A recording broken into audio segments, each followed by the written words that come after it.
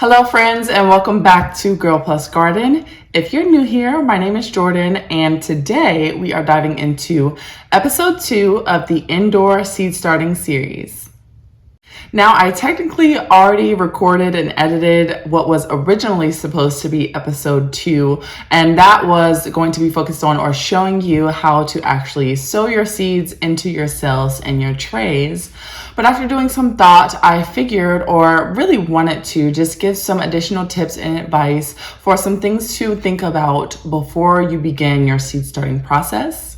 So this episode will be focused on some things to keep in mind to help you plan for success before you begin your seed starting process. Thank you in advance for viewing this video. Please take a moment to give it a like and share this video with anyone who might find this information helpful. The purpose of this series and for my channel and my videos overall is to provide as much information and be as much of a resource as I can to all of my fellow gardeners, both active and aspiring. And without further ado, let's get into the episode. Before you sow any seeds for your indoor seed starts or transplants, my first recommendation is going to be to get a general idea of what you would like to grow. This will be helpful in obviously determining what you would like to start and also figuring out when you should be starting those plants. It can also help you get a rough or general idea of how you can plan out your garden layout. And to take this step a little bit deeper, you can even decide, or again, just get a general idea of how many of each of your plants you would like to start. Keeping these things in mind will help you be able to figure out if you have enough supplies or enough of the things that you'll need to begin your seed starting process, so you can look into making sure you have all the materials necessary to get these seeds started. You can also check out your seed inventory, especially if you have a larger seed collection, to see what things you might need to repurchase or have as backups in case you're running a little bit low. Overall, this will really just make sure that you have everything you need to be prepared to get your seeds started. I highly recommend that you keep this information somewhere noted, whether it be on an electronic device or on a physical piece of paper, but keep it somewhere written down, and also make sure that it's easily accessible so that you can reference it once it comes time for you to gather your materials and begin. My next recommendation is going to be to figure out your timing for starting specific seeds. Once you have a general idea of the plants you would like to grow, you can hone in on your timing for starting these plants. Each different crop has a different window or time frame for where it's optimal to keep those plants indoors and care for them indoors before they reach a specific maturity and are ready to go and be transplanted outside. This will also help you ensure that you have enough space and, again, materials to be able to care for your plants while they need to remain indoors. To give you an idea of what this looks like, I'll give you my general time frame for when I like to start my specific seeds. So for peppers, I tend to start them between 10 and 12 weeks before my last frost date. All of my examples are going to be for warm season crops, but to that, I will recommend that you just look up some general time frames, Google or research some general time frames for different or specific crops if you need them. But again, peppers, I like to go from 10 to 12 weeks before my last frost date. That gives me enough time to see how my germination is and also give them time to actually germinate and reach a decent maturity before I'm ready to put them outside. For tomatoes, I tend to be in the 8 to 10 week range before my last frost date. And with things like okra, I'll go for 6 to 8 weeks before the last frost date. I do like to start my okra plants indoors specifically, just to give them a bit of a head start. And then for something like cucumbers, squash, and melons, I'll usually start them 4 to 6 weeks before my last frost date, because those plants specifically tend to mature a lot faster than some of the other ones that I mentioned. So I like to not hold on to them too long while they're indoors, just because I want to make sure that they can produce and grow and mature in the most optimal way and time frame. My third recommendation is going to be a way that you can take the two previous recommendations that I mentioned a little bit further, and that is by creating a plan. For me personally, I like to physically draw out my garden layout and also decide and put into my drawing where I'm going to put certain plants or crops. This helps me be really specific and detailed with my plan, and also helps me to streamline my transplanting process once I get to that point. I usually will even include my trellising systems in my drawings just to help me be even more detailed with my planning process. And I've also found this really helpful for me to determine how many of each plant I will want or need for the specific plan I have made for my garden for any particular season. Though I would highly recommend for you to make a plan, to that I will say be as vague or as detailed as you personally find fit for your own personal circumstances, whether that be your life or your personality traits. Do it as it works best for you. But having a general plan overall is always a good way to go. This year, I implemented a seed starting schedule where I wrote out when I plan to start specific seeds, and I also included when I would plan to direct sow any crops or plants that fit into that category.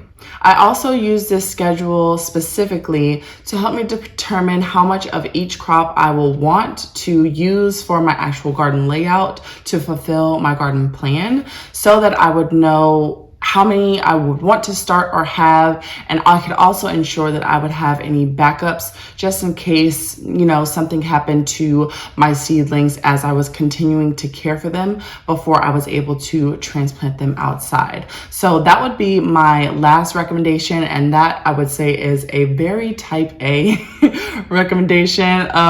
Even with my drawing out your garden plan, I would say that's a little more type A, but making the schedule is definitely very type A. So, but in this specific season and just doing it since this is the first time I've done it, I found it to be just, again, very helpful in making sure that I stay organized, that I stay on top of my materials, that I stay on top of a schedule so that I have my plants ready to go when I'm ready to put them outside.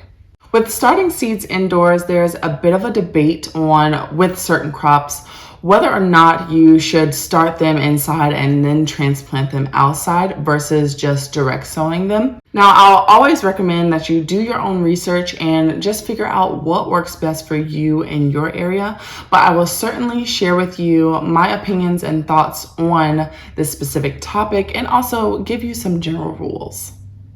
One crop specifically that I've seen go back and forth on whether you should start them indoors or transplant them, or direct sow them outside is squash. Now, I personally have done both. I have both direct sown my squash seeds directly into my garden, and I've also started them indoors and then transplanted them outside once they've reached a certain maturity. The argument that I've seen against starting squash seeds indoors is that they don't generally like their roots to be disturbed, and doing so, especially in the process of something like transplanting where the roots are surely to be in some way, shape, or form disturbed, can disrupt or stunt the growth and production of the plant overall. Though I haven't personally done any of my own research or experimenting to see how true or false that particular statement may be, I can tell you that I've seen both work great. I've gotten great production from squash seeds that I've started indoors and transplanted outside, and also from those that I have just simply direct sown into the garden. Now, obviously, direct sowing with something, especially for your warm season crops, with something like squash, can make them more susceptible to pest damage very early on in their germination. And that is something that can just prolong the production overall, because if your plants are getting eaten before they've even had a chance to mature, obviously you aren't going to be able to get much produce or get many fruits from that specific plant. So with both, I will say there may be pros and cons, but what I would like to do is be more intentional about seeing what is real for me, at least in my area, between starting the seeds, squash seeds specifically, indoors versus direct sowing them outside once it's warm enough. I would also recommend for you to do the same as well. Everybody is going to have different experiences with different things. That's kind of just part of life, right? But what you can do if you're torn on, whether you should go one way or the other is experiment. See what happens or what it looks like if you throw specific seeds directly into your garden and see how well they do. And compare that to maybe starting those same seeds indoors and then transplanting them into your garden.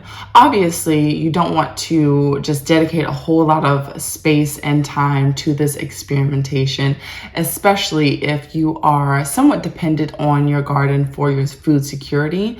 But it can be helpful in determining overall what works best for you in your area and also for your process.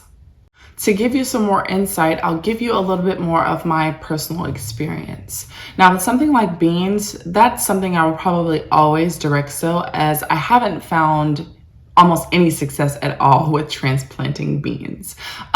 They're also very easy to direct sow and they get started very quickly. So that's something, again, just an example of a plant that I personally prefer to direct sow versus starting as a transplant. Now, that's something you won't typically see, I believe, as a transplant. I believe I have seen some bean seeds or seedlings be sold as plant starts in like some local big box stores and things of that nature. But again, they're so easy and they're typically not very fussy when it comes to just simply direct sowing them. Now, your root and tuber varieties like carrots and potatoes are probably something that you'll never see be sold as transplants or seed starts anywhere, simply because those are plants that you definitely don't want to disturb their root system through the transplanting process, as that will surely stunt or possibly even prevent further growth. And as you might be able to conclude, that is because their production comes from their roots or root system. Overall, a little bit of research can help you personally determine what you think it'd be good for you to start indoors, also depending on what your season looks like and what the length of your growing season is, versus what would likely be better to just simply direct sow. That is going to wrap up episode 2 of the Indoor Seed Starting series. I hope you were able to get some good information and that you found the information in this video very helpful to you and your journey. Thank you as always for tuning in to my video, and I look forward to seeing you in the next one.